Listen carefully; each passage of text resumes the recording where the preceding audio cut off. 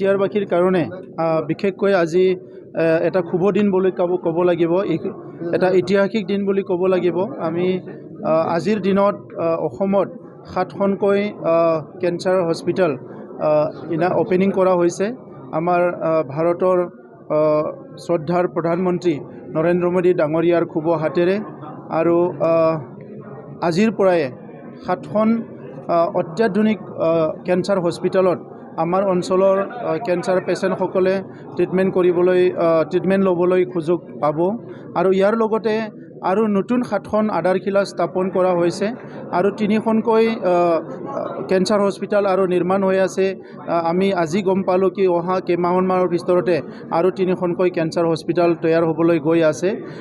এটা সময় আছিল যে কেঞ্চাৰ বেমাৰ হ'লে আমাৰ মানুহবিলাক হতাশাত ভুগিছিলে আৰু আশা বাদ দিছিলে যে এইজন ব্যক্তি পুনৰ জীৱিত হৈ থাকিব বুলি। আৰু যিসকলৰ টকা পইচা আছিলে সেইসকলে বম্বে টাটা মেমৰিয়েল বা বিভিন্ন জাগাত চেন্নাই বিভিন্ন জাগাত গৈ পেলাই ট্ৰিটমেণ্ট কৰিছিলে।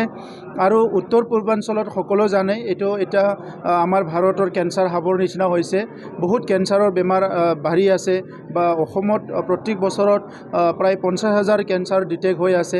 চ' এনেকুৱা এটা সময়ত এনেকুৱা ইমান ডাঙৰ এটা মানৱতাৰ কাম আজি হৈ উঠিল। ইয়াৰ কাৰণে মই প্ৰথমতে প্ৰধানমন্ত্ৰী ডাঙৰীয়া, ইয়াৰ পিছত অসমৰ মুখ্যমন্ত্ৰী ডাঙৰীয়া আৰু বিশেষভাৱে টাটা ট্ৰাষ্টক ধন্যবাদ জনাইছোঁ।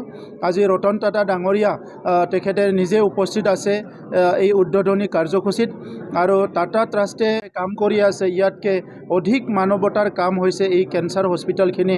তেখেতসকলে অসম চৰকাৰৰ লগত একেলগে ফাণ্ডিং কৰি পেলাই যে এই কেঞ্চাৰ হস্পিটেলখিনি নিৰ্মাণ কৰি ওলালে আৰু এই গোটেই প্ৰগ্ৰামটো চলাই যোৱাৰ কাৰণে তেখেতসকলে আজি ডক্টৰৰ পৰা আদি কৰি ইয়াত যিটো প্ৰদান কৰিছে আৰু ইয়াত হাইলি এডভান্স মেচিনাৰিজবিলাক ইয়াত প্ৰদান কৰিছে।